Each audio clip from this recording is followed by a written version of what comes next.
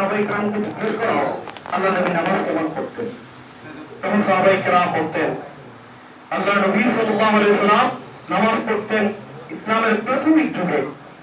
প্রাথমিক যুগে কেমন ছিল বলে, প্রাথমিক যুগে সাহাবায়ে কেরাম নতুন নতুন মুসলমান হয়েছে, এখন সাহাবায়ে কেরামের অভ্যাস, তারা আল্লাহ রাসূল বলতেন তোমরা নামাজে আমিন জুড়ে বলবে। ইমাম সাহেব যখন গায়রুল মাগদুবি আলাইহিম ওয়া রাদ্দালিন বলবে তোমরা আমিন জুড়ে বলবে, তখন বুঝে যাও মুসল্লি আছে কিনা, কতটা আমার মাসালাগুলো বুঝেন।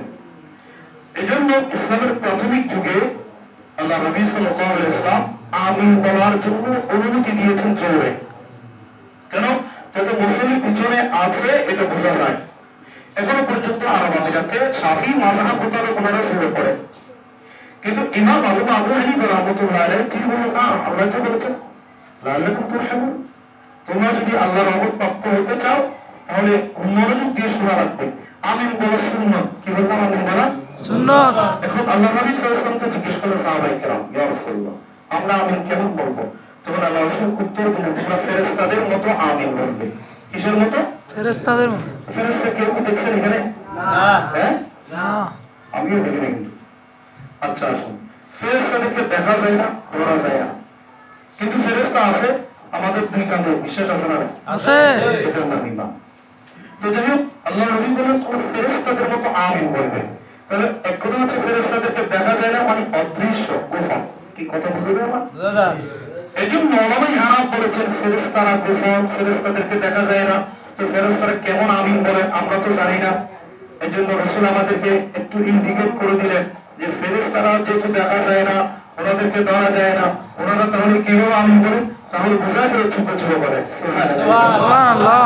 এই জন্য হানাফি মাযহাব মোতাবেক ওয়ালাদ দালিনের পরে ওলামায়ে কেরাম বলেছেন মুসল্লিরা আমিন বলবে চুপে চুপে।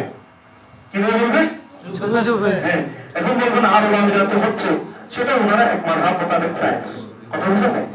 তো আমি এই জন্য বলতেছি আল্লাহর কোরআনে বলেছেন তোমরা কোরআন তেলাওয়াত যখন চুপ করে থাকবে, তাহলে নামাজের যখন ইমাম সাহেব কেরাত পড়বে মুসল্লিরা কেরাত পড়া যাবে না, শুধু চুপ করে শুনে থাকবে। কেন?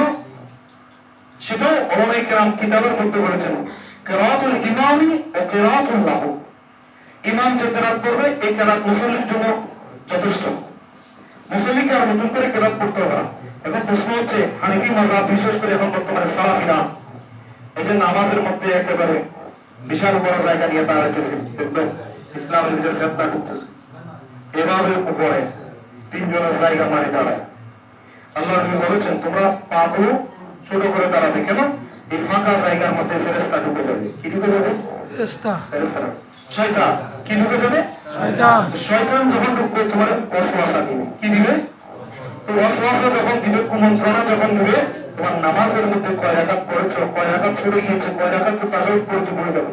এই জন্য রাসূল বলেছে তোমরা যখন পায়ের সাথে পা, মানে একটার উপর একটা না, দেখেন এখন আমার যারা হাদিসরা বলেছে না পায়ের উপরে পা, এটা হচ্ছে বিয়াদবি।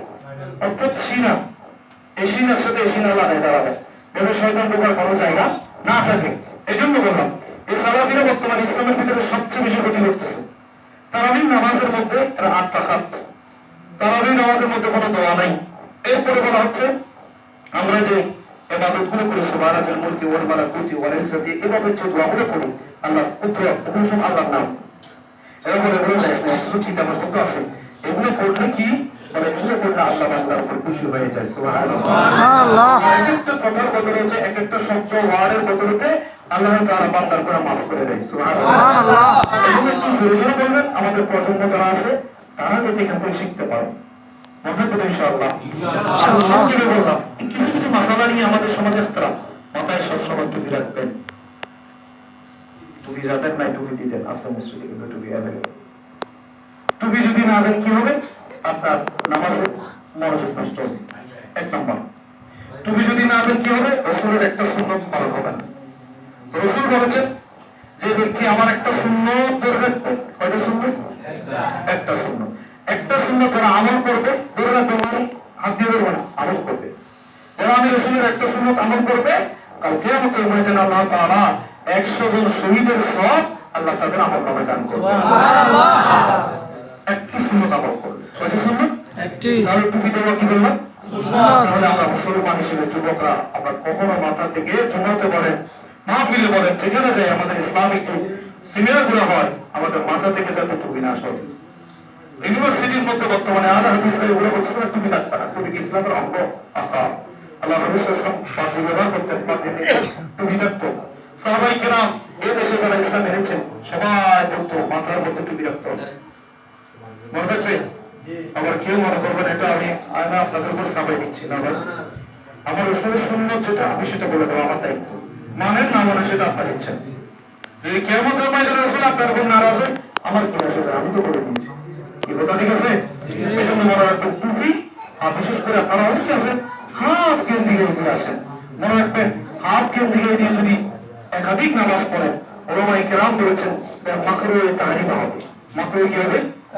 তো মাকরুহে তাহরিমা হওয়ার কারণে আপনার নামাজ ভঙ্গ হয়ে যাবে। নাউযুবিল্লাহ। ফতোয়া আলমগীরের কথা বললাম, নামাজ ভঙ্গ হয়ে যাবে। এরপরে কিছু কিছু ওলামায়ে কেরাম বলেছেন সওয়াব কমে যাবে। নামাজের মধ্যে কি হবে? সওয়াব কমে যাবে। তাহলে আমরা তো সবসময় চেষ্টা করি সওয়াব করে গণ্য নেওয়ার জন্য। তাহলে আমরা অর্ধেক কেন নেবো? তাহলে আমাদের কি কি করতে হবে? শুধু নামাজে যখন আসবো আমরা বাইরে যতগুলো কাজ করি আপনি হাতকে জিগাই দিয়ে করেন, তো কোনো তো সমস্যা নাই। কি কথা বোঝা যায়? আমি কাউকে কষ্ট দেওয়ার জন্য বলছি না, একটু চেষ্টা করবেন আমলগুলো করার জন্য, করলে আপনার লাভ।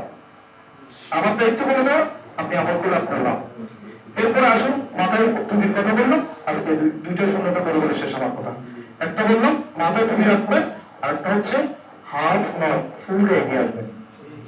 পারবেন তো ইনশাআল্লাহ? ইনশাআল্লাহ।